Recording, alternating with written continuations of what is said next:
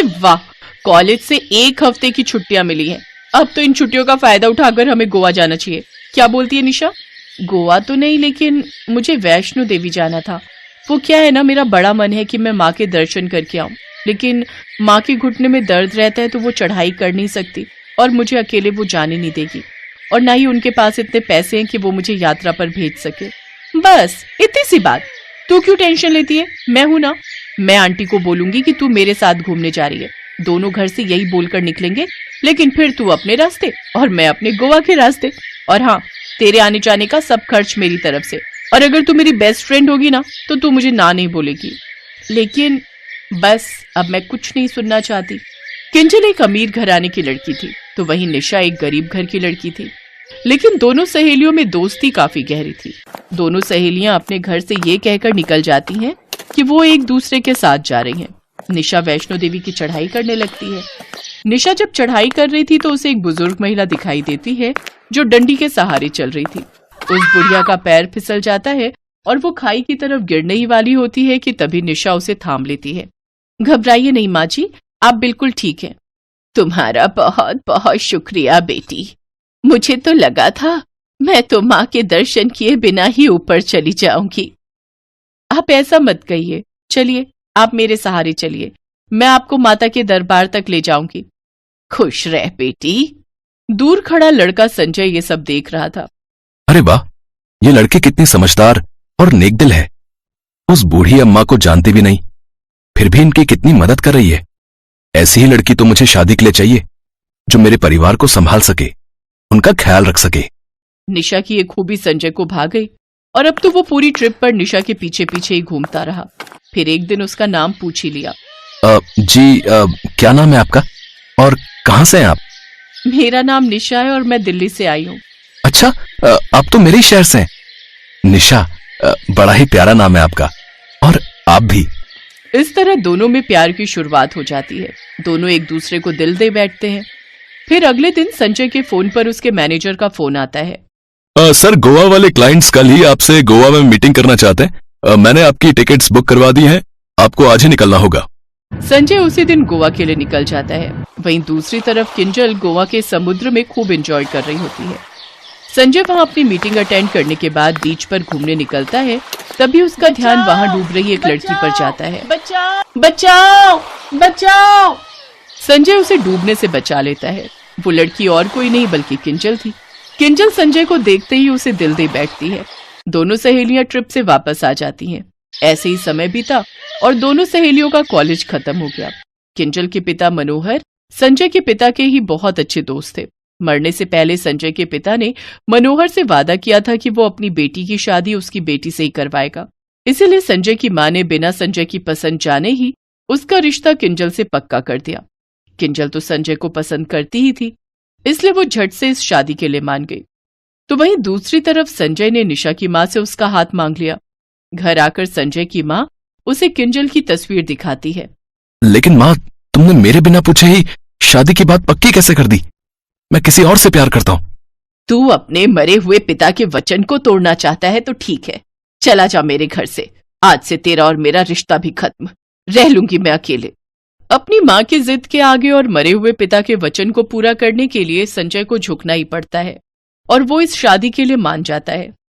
इधर दोनों सहेलियों को जब एक दूसरे की शादी के बारे में पता चलता है तो वो बहुत खुश होती हैं। मैं बहुत खुश हूँ निशा कि हम दोनों सहेलियों की शादी होने जा रही है। हाँ, मैं भी तेरे लिए बहुत खुश हूँ किंजल। संजय निशा को मना करने ही वाला होता है कि तभी उसे पता चलता है कि निशा की मां का अचानक निधन हो गया। संजय अब निशा को मना नहीं कर पाता। किंजल और निशा की दोस्ती काफी गहरी थी।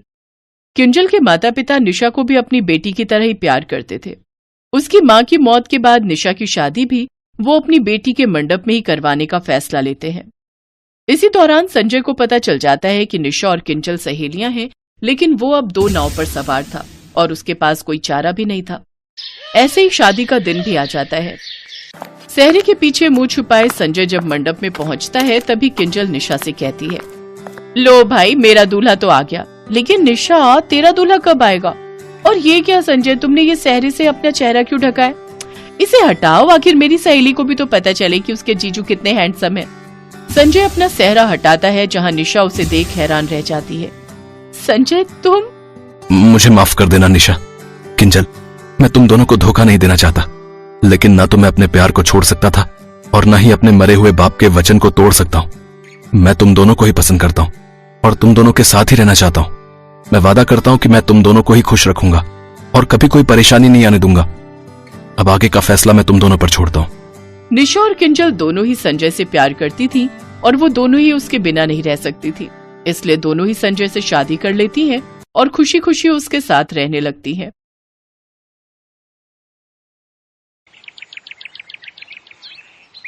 सुप्रिया फूट फूट कर रोई जा रही थी। हॉस्पिटल में उसके पिता अजीत आखिरी सांस ले रहे थे। सुप्रिया के पिता अजीत को दिल की बीमारी थी और सुबह अचानक ही तबीयत बिगड़ गई।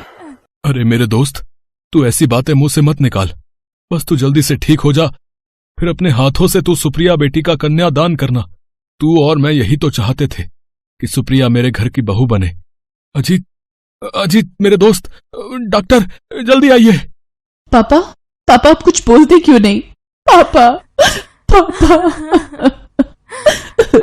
अजीत ने दुनिया को अलविदा कह दिया और बेटी सुप्रिया की जिम्मेदारी मोहनलाल पर आ गई। बचपन में जब सुप्रिया और मोहनलाल का बेटा सूरज छोटे थे, तभी ये रिश्ता तय हो गया था। मोहनलाल अपने दोस्त अजीत के अंतिम संस्कार के बाद सुप्रिया को घर ले आता है और शादी की बात कहता है। माँ, उसकी शक्ल तो देखो, कितनी काली है। मैं उससे शादी नहीं कर सकता। देख सूरज बेटा, अगर तूने इस शादी के लिए मना किया तो तेरे पापा को तो तू जानता है, तुझे अभी के अभी इस घर से निकाल देंगे और एक फूटी कौड़ी भी तेरे हाथ में नहीं देंगे। माँ ठीक कह रही है भैया, आप पापा का गुस्सा तो जानते हो, वो गुस्से में कुछ भी कर सकते हैं। तेरे पापा को मैं जानती हूँ, गुस्से में आकर ये उस काली कलूटी के नाम सारी जायदाद कर बैठे तो मलते रहेंगे हम हाथ फिर। तो फिर मैं क्या करूं माँ? तभी सूरज का मामा अजगर सिंह आ जाता है। अरे भांजे, करना क्या है? उस काली लड़की से शादी करनी है, बाकी तेरा मामा तुझे सब समझा देगा। मामा, मतलब तुम भी यही चाहते हो कि मैं उस काली लड़की को अपनी पत्नी बना लूं? तुमने उसका चेहरा देखा है? हाँ, मैं उसी से तो मिलकर आ रहा हूँ। हॉल में जीजा जी के साथ बैठी है। अरे भांजे, तू शादी के लिए हाँ कह दे, उसी में तेरा फायदा है, वरना न घर के रहोगे न घाट के। हाँ, न जाने अजगर सिंह के दिमाग में क्या साजिश चल रही थी कि वो सूरज को इस शादी के लिए जोर दे रहा था। सूरज और सुप्रिया की शादी हो जाती है। सूरज बेटा, जाने की सारी तैयारियां हो गई? हाँ माँ, सब तैयारी हो गई है। माँ जी, हम कुछ दिन बाद चले जाते, अभी तो आप सबके साथ कुछ दिन रुके भी नहीं, आप सबको जानने का मौका भी नहीं मिला।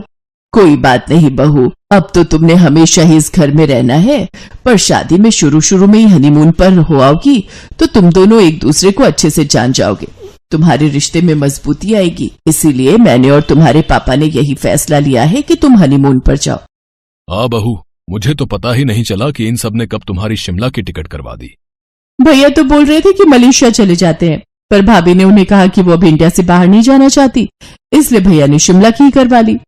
कोई बात नहीं, शिमला में तो अभी बर्फ पड़ रही है, वहां भी तो मौसम बहुत अच्छा है, अजगर भैया बता रहे थे। हाँ वो तो है। चलो अब तुम लोग गाड़ी में सामान रखो, मैं तुम्हें एयरपोर्ट छोड़ आता हूँ। एक काम करो, हम सभी बहू और सूरज को एयरपोर्ट छोड़ने के लिए चलते हैं। सब लोग सूरज और सुप्रिया को एयरपोर्ट छोड़कर आ जाते हैं। सूरज होटल पहुंचकर अपने मामा को फोन मिलाता है। मामा, तुमने मुझे कहा था कि तुम मुझे इस मुसीबत से छुटकारा दिलवाओगे, पर ये तो मेरे गले में फांसी के फंदे की तरह बंध गई है। मैं इसके साथ एक सेकंड नहीं रह सकता। मैं इसके साथ कोई पति पत्नी का रिश्ता नहीं रखना चाहता।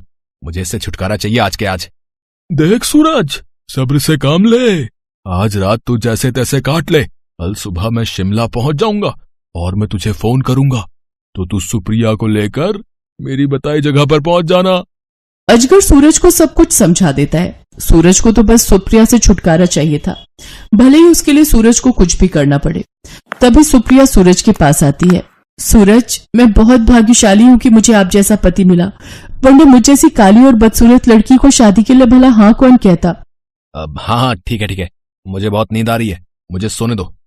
जाओ, तुम बेड पर सो जाओ, मैं यहाँ सोफे पर सो जाऊंगा। अगले दिन सूरज सुप्रिया को घुमाने के बहाने एक सुनसान पहाड़ी पर लेकर जाता है। कितना सुंदर नजारा है, पर यहाँ कोई घूमने नहीं आया। अरे मैं तुम्हें स्पेशल जगह लाया हूँ। क्यों, क्या हुआ? तुम्हें मेरे साथ अकेले में डर लग रहा है? नहीं, ऐसी बात नहीं है। आप मेरे साथ हो तो मुझे किस बात का डर। अच्छा चलो, अगर तुम्हें डर नहीं लगता तो फिर एक गेम खेलते हैं। मैं तुम्हारी आंखों पर पट्टी बांध देता हूँ, फिर मैं तुम्हें कहीं भी ले जाऊं तो तुम मेरे साथ चलोगी ना? बिल्कुल, मुझे कोई ऐतराज नहीं, मैं ये गेम खेलने के लिए तैयार हूँ। सूरज सुप्रिया की आंखों पर पट्टी बांध देता है और उसका हाथ पकड़कर पहाड़ी से धक्का देने के लिए ले जाने लगता है। सुप्रिया को तो बिल्कुल भी डर नहीं लग रहा था।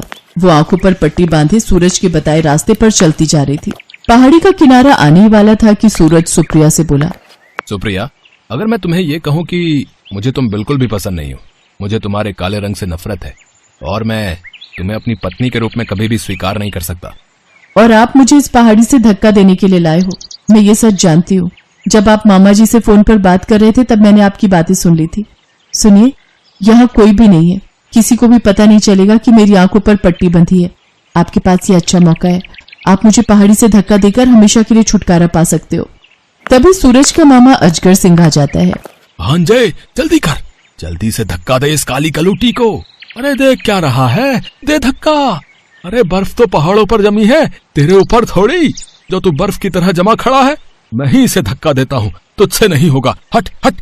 अजगर सिंह जैसे ही सुप्रिया को धक्का देने लगता है, उसका पैर फिसल जाता है। सुप्रिया चिल्लाने लगती है, सूरज, मामा जी को बचाओ। मामा जी आप घबराओ नहीं, मेरा हाथ मत छोड़ना। सूरज, आप मामा जी का हाथ पकड़ कर रखना, मैं देखती हूँ यहाँ कहीं आसपास कोई मदद मिल जाए। सुप्रिया भागती हुई जाती है। सूरज अजगर सिंह को बचा लेता है। सूरज बेटा, हमसे बहुत बड़ी गलती हो गई, हमने हीरे जैसी बहू के साथ कितना गलत किया बेटा। आई एम सॉरी सुप्रिया, मुझे माफ कर दो, मुझसे गलती हो गई। सूरज की आंखों में पश्चाताप के आंसू थे। वापस लौटने पर सारी बात सुप्रिया की सास और ननद को पता चलती है। वो भी अपने व्यवहार के लिए बहुत शर्मिंदा थी। उस दिन के बाद सुप्रिया को अपने ससुराल में बहुत प्यार मिला। अब उससे कोई भी नफरत नहीं करता था। ये देखकर मोहनलाल की सारी चिंता दूर हो गई, क्योंकि उन्हें खुशी थी कि उन्होंने जो अपने दोस्त से वादा किया था वो आज पूरा हो गया था।